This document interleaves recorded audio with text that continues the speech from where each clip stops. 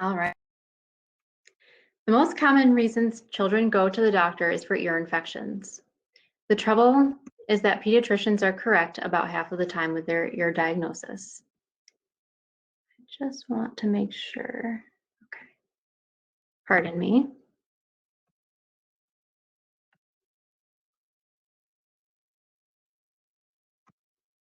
There we go. I'm a pediatric ENT, as you heard, and deeply understand how difficult it can be to interpret the ear exam. I also understand what the families go through. Let me show you the typical patient scenario. Meet Sarah and Ollie. Sarah is a working mom, and Ollie had his first ear infection after starting daycare last year. She had to juggle missing work in order to take him to the doctor. Once he started to get a runny nose again this fall, she bought an eardrum camera or an otoscope for her phone.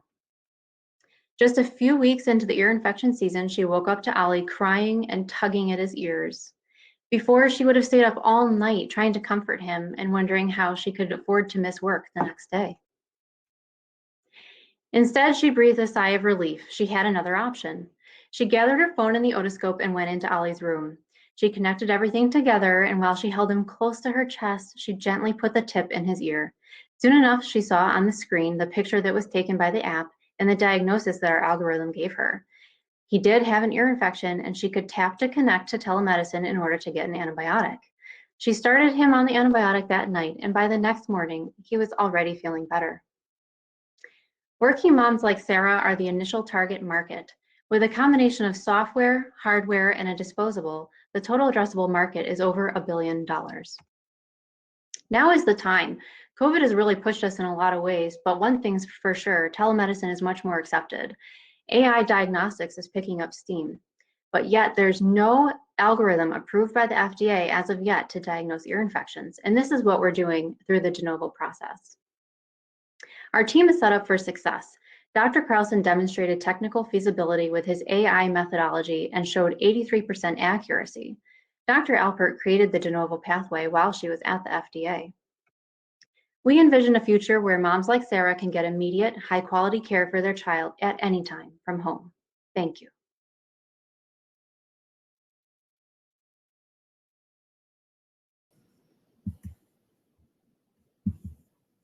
Okay, there we go.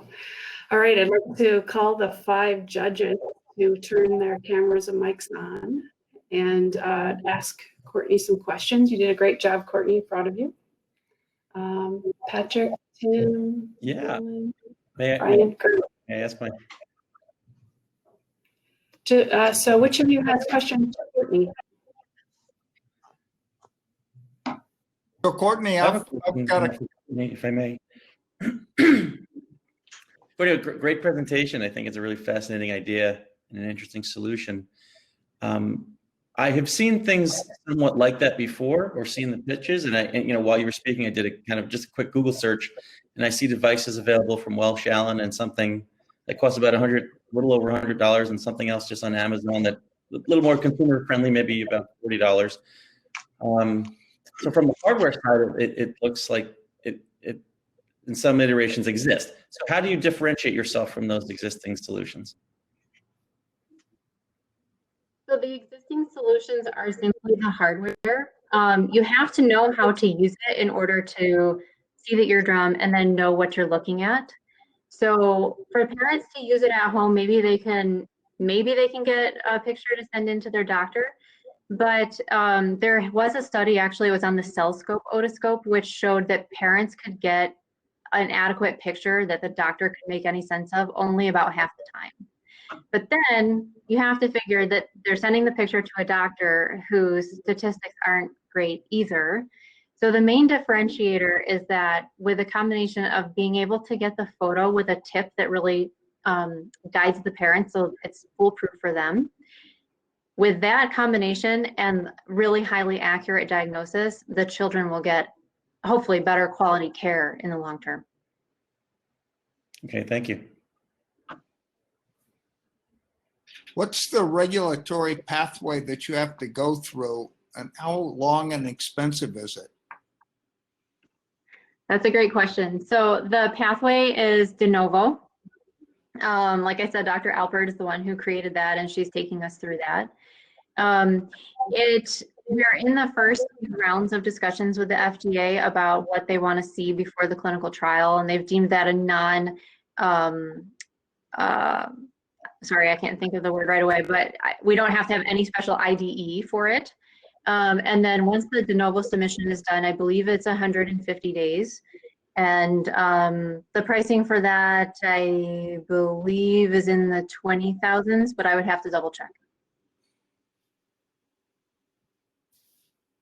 Can you speak to your business model and what you think consumers will pay for this, and whether it'd be covered by insurance as well?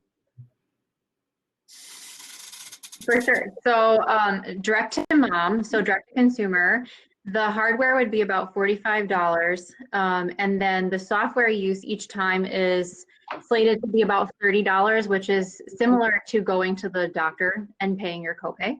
It sure could be covered by insurance in the future. And there was one more part of your question I wanted to answer. We're up on time. That's okay. It is business. That's okay. You've got it. Yep.